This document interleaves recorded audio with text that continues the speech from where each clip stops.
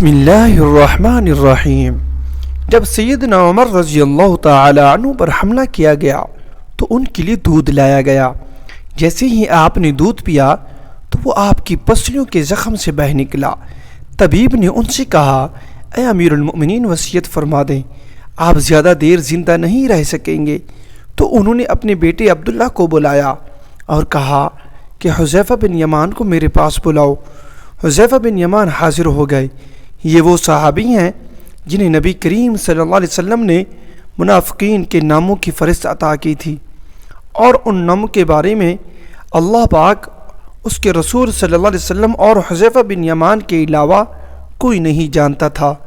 حضرت عمر رضی اللہ تعالی عنہ نے پوچھا، جبکہ خون ان کی پسلیوں سے بہہ رہا تھا، کہ اے حذیفہ بن یمان، میں آپ کو اللہ کی قسم دے کر کہتا ہوں، کیا اللہ کے رسول صلی اللہ علیہ وسلم نے میرا نام منافقین کے ناموں میں لیا ہے یا نہیں؟ یہ سن کر حذیفہ بن یمان کی آنکھوں سے آنسو جاری ہو گئے اور فرمایا، یہ میرے پاس رسول اللہ صلی اللہ علیہ وسلم کا راز ہے جو کسی کو نہیں بتا سکتا۔ آپ نے پھر پوچھا، خدا کے لیے مجھے اتنا بتا دیں، اللہ کے رسول صلی اللہ علیہ وسلم نے میرا نام شامل کیا ہے یا نہیں؟ حذیفہ بن یمان کی ہچکی بند ہو گئی اور کہتے ہیں، اے عمر، میں صرف آپ کو بتا رہا ہوں، اگر آپ کی جگہ کوئی اور ہوتا تو میں کبھی بھی اپنی زبان نہ کھولتا، اور وہ بھی صرف اتنا بتاتا ہوں کہ رسول اللہ صلی اللہ علیہ وسلم نے اس میں آپ کا نام شامل نہیں کیا۔ حضرت عمر رضی اللہ تعالی عنہ نے اپنے بیٹے عبداللہ سے کہا کہ دنیا میں میرے لیے ایک چیز باقی رہ گئی ہے۔ حضرت عبداللہ نے پوچھا، وہ کیا ہے ابا جان؟ حضرت عمر رضی اللہ تعالی عنہ نے فرمایا، بیٹا، میں جوار رسول صلی اللہ علیہ وسلم میں دفن ہونا چاہتا ہوں۔ لہذا ام المؤمنین حضرت عائشہ رضی اللہ تعالی عنہ کے پاس جاؤ، ان سے یہ مت کہنا کہ امیر المؤمنین عمر، بلکہ کہنا کہ کیا آپ عمر کو اپنے ساتھیوں کے قدموں میں دفن ہونے کی اجازت دیتی ہیں، کیونکہ آپ اس گھر کی مالکن ہیں۔ تو ام المؤمنین نے جواب دیا کہ یہ جگہ تو میں نے اپنے لیے تیار کر رکھی تھی، لیکن آج میں اسے عمر کے لیے ترک کرتی ہوں۔ عبداللہ ابن عمر شاداں و فرحان واپس آئے اور عرض کی اجازت مل گئی ہے۔ عبداللہ ابن عمر نے دیکھا کہ حضرت عمر رضی اللہ تعالی عنہ کا رخسار مٹی پر پڑا ہے، تو انہوں نے آپ کا چہرہ اٹھا کر اپنی گود میں لے لیا۔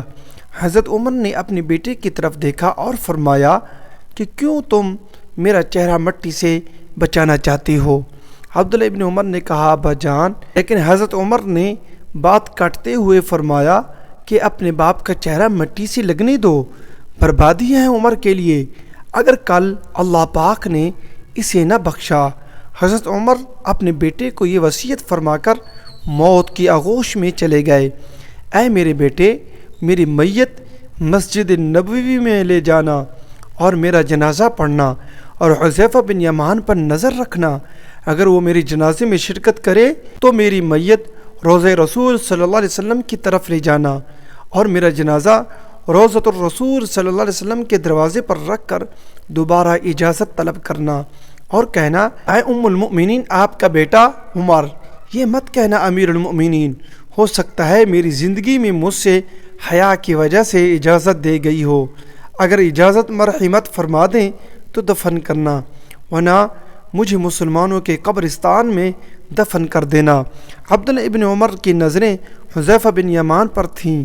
وہ کہتی ہیں کہ میں حذیفہ بن یمان کو ابا کی نماز جنازہ پر دیکھ کر بہت خوش ہوا، اور ہم جنازہ لے کر روضہ رسول صلی اللہ علیہ وسلم کی طرف چلے گئے۔ دروازے پر کھڑے ہو کر میں نے کہا، اے ہماری ماں، آپ کا بیٹا عمر دروازے پر ہے، کیا آپ تدفین کی اجازت دیتی ہیں؟ ام المؤمنین نے جواب دیا، مرحبا یا عمر، عمر کو اپنے ساتھیوں کے ساتھ دفن ہونے پر مبارک ہو۔ ام المؤمنین نے اپنی چادر سمیٹی اور روضہ رسول صلی اللہ علیہ وسلم سے باہر نکل آئیں۔ اللہ پاک راضی ہو حضرت عمر رضی اللہ تعالی عنہ سے، زمین کا چپا چپا جن کے عدل کی گواہی دیتا ہے، جن کی موت سے اسلام یتیم ہو گیا، جن کا اللہ کے رسول صلی اللہ علیہ وسلم نے زندگی میں جنت کی خوشخبری دی ہو، پھر بھی اللہ کے سامنے حساب دہی کا اتنا خوف، ہمارا کیا بنے گا؟ اس پیغام کو دوسروں تک پہنچائیے تاکہ اللہ کسی کی زندگی کو آپ کے ذریعے بدل دے۔ جزاک اللہ خیرہ۔